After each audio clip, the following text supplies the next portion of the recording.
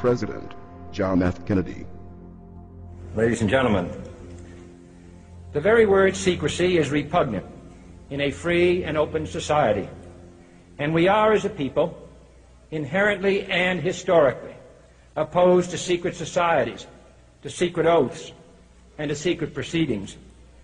We decided long ago that the dangers of excessive and unwarranted concealment of pertinent facts far outweighed the dangers which are cited to justify it.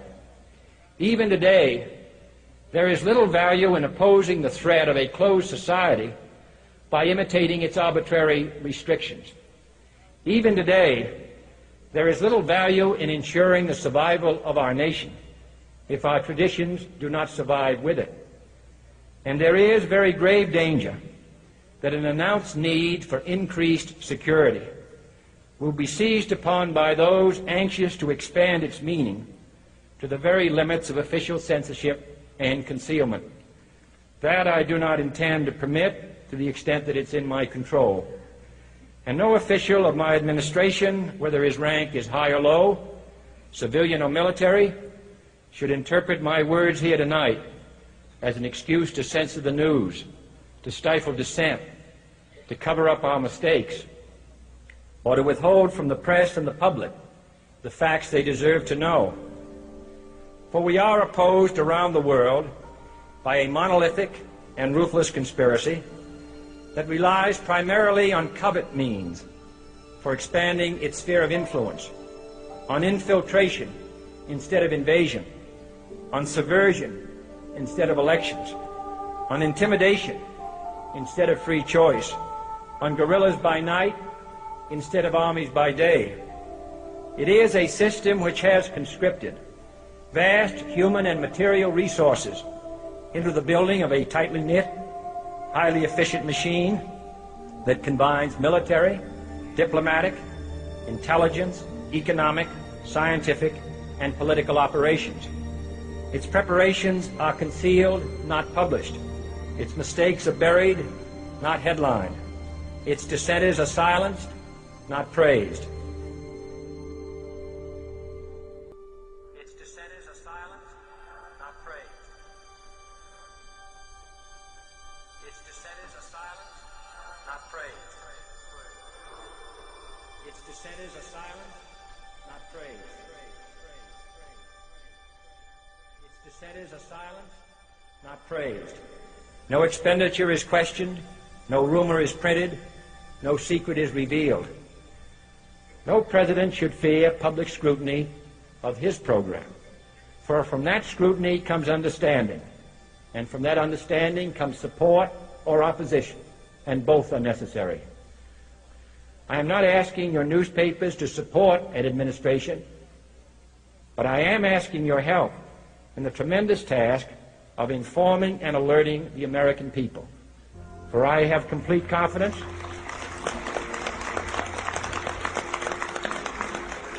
in the response and dedication of our citizens whenever they are fully informed. I not only could not stifle controversy among your readers, I welcome it. This administration intends to be candid about its errors, for as a wise man once said, an error doesn't become a mistake until you refuse to correct it. We intend to accept full responsibility for our errors, and we expect you to point them out when we miss them. Without debate, without criticism, no administration and no country can succeed, and no republic can survive.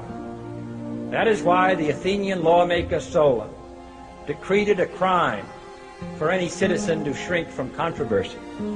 And that is why our press was protected by the First Amendment, the only business in America specifically protected by the Constitution, not primarily to amuse and entertain, not to emphasize the trivial and the sentimental, not to simply give the public what it wants, but to inform, to arouse, to reflect, to state our dangers and our opportunities, to indicate our crises and our choices, to lead, mold, educate, and sometimes even anger public opinion.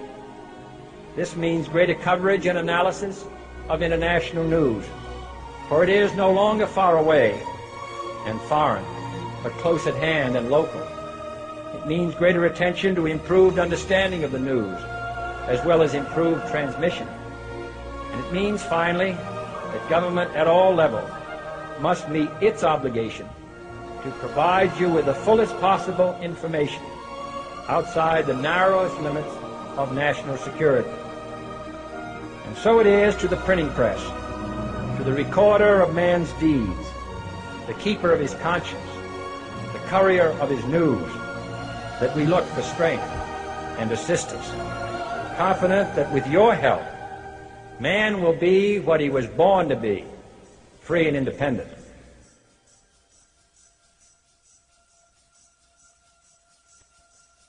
You were both in Skull and Bones, the secret society.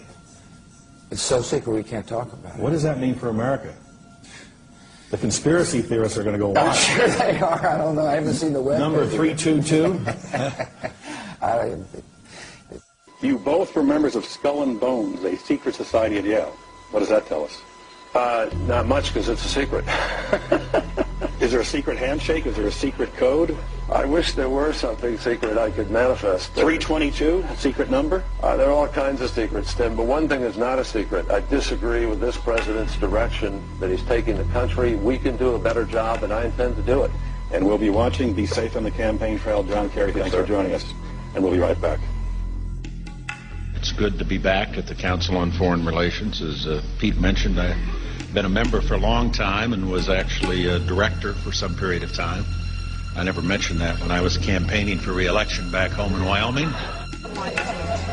Senator Clinton, how you doing? I'm good. How are you? Can I ask you a quick question while you sign that? Sure. It was reported in June of 2006 you attended a meeting in Ottawa, Canada, the Bilderberg Group. Can you comment on that? What's going on at the Bilderberg meeting, and what do you guys talk about up there? I have no idea what you're talking about. Yeah, you do. It was reported you were up there, and people saw you up there. I just want to know what you guys talk about and meet about up there. Sir, I don't know. Why are they such top-secret meetings? I have no idea what you're talking Your about. husband went to a Bilderberg meeting, too.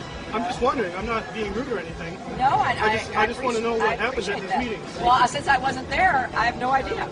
Okay, thank you, Senator. Thank you, Howard. There you go. Listen, I am a happy member of the Bohemian Grove. I like the folks who come there, and it's really inappropriate for me to talk about the group beyond that. Thank you. Have you been there for the ceremony with the cremation of care? Frankly, I don't think that's something I need to talk to you about.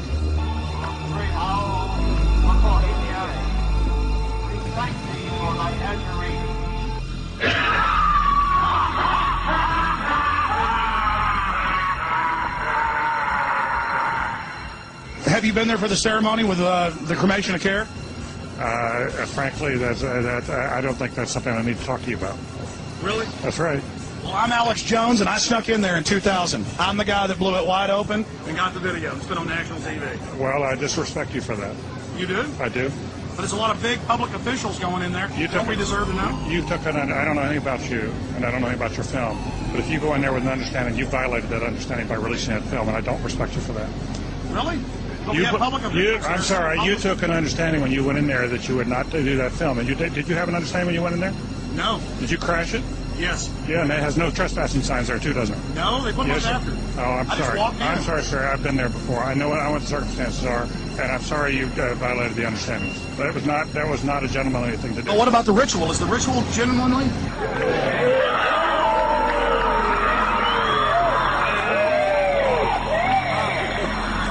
Sir, everything. I don't owe you this comment. I know.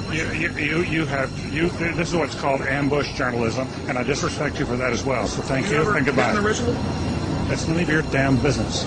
Oh.